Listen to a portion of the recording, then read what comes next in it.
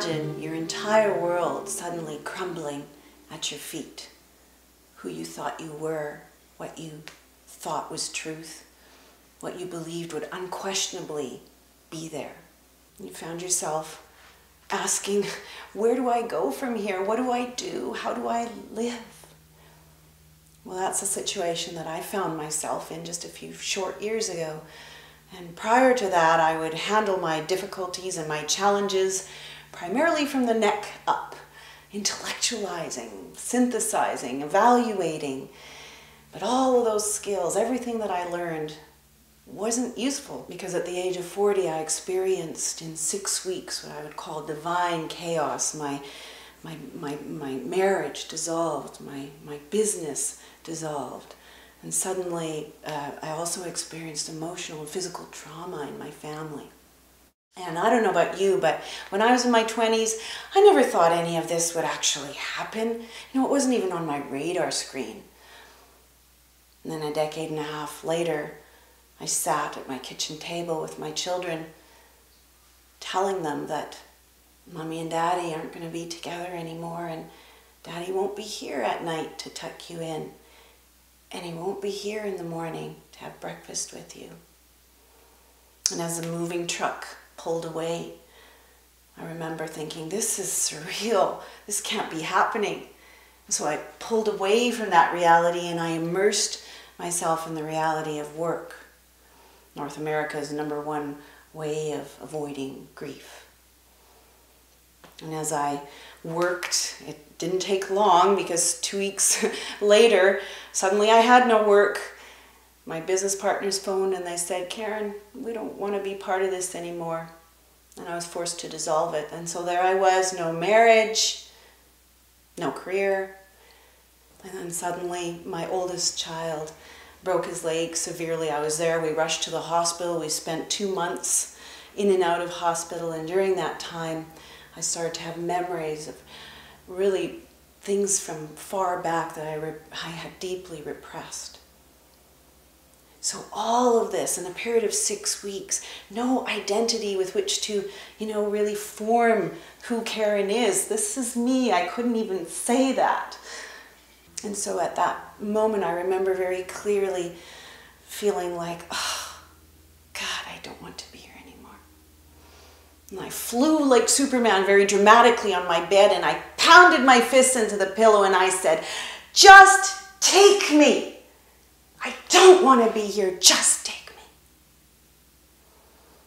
And it was at that moment that in my inner eye, I saw a very clear image of Mother Mary. And while I had heard, of her and read stories about her, I'd never had the experience of her. And so when she said, Karen, focus on your heart, I was so surprised, so shocked that, my ego, my intellect had no way of kind of getting in there and questioning. So I did. I focused on my heart, and suddenly it became warm and hot, and then the whole room was radiating with this heat, this fire that was flowing from my heart.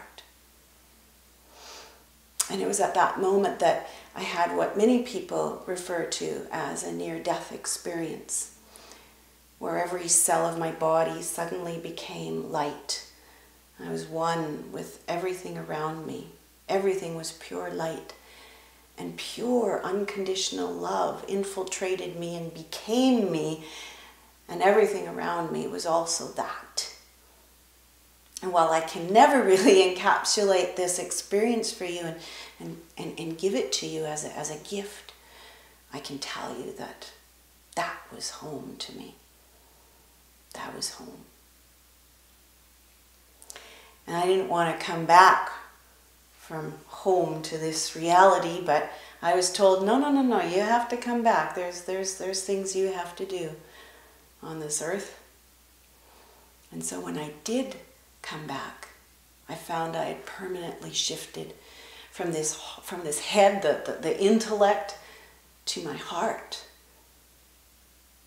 And the wisdom of my heart, it opened up, and there was grief, so much grief that just poured out of me, repressed for years, And I cried for this woman that I thought I was. I couldn't find her anymore. Where was she? I cried for my relationships that were so disconnected. so shallow. I cried for the woman that buried herself in her work to avoid who she really was at her core. And in all of that outpouring of grief, there became a beautiful space, a space in my body, a space around me that allowed for intuitive guidance, allowed for support and love to come through me. And I felt in every cell of my body, this feeling of intuitive guidance, this truth. I saw in images in my inner eye, many images of truth and divine guidance, and I heard that still small voice. Mahatma Gandhi would say that it was the only tyrant that he would ever listen to. And I hadn't listened to that still small voice for a very long time, and it did become a tyrant. But now I was listening. I was listening to truth. And when I say truth, I don't mean truth with a small t, where we have assumptions and evaluations and opinions about things. No. Truth with a capital T. Universal truth. Divine truth. Truth that when you feel it, in that instant, you know that that is reality. That is who you are, and that is what you must do. That's the kind of truth I'm talking about when I refer to intuition. When you stand between your humanity and your divinity, you stand on that bridge, that is the kind of truth I'm talking about. And I'd like to invite you to consider that truth, because it changed my life. When I experienced that full divine guidance, that support, that intuition, that truth, my relationships became closer. I have a beautiful, beautiful life purpose now to help other people going through challenges, to be supported by their intuition. And so I invite you to join me on that journey. And if you feel that this message today has resonated deeply within you, please take a moment to vote, for it really helps spread the message far and wide. I hope you have a wonderful day. Thank you. Namaste.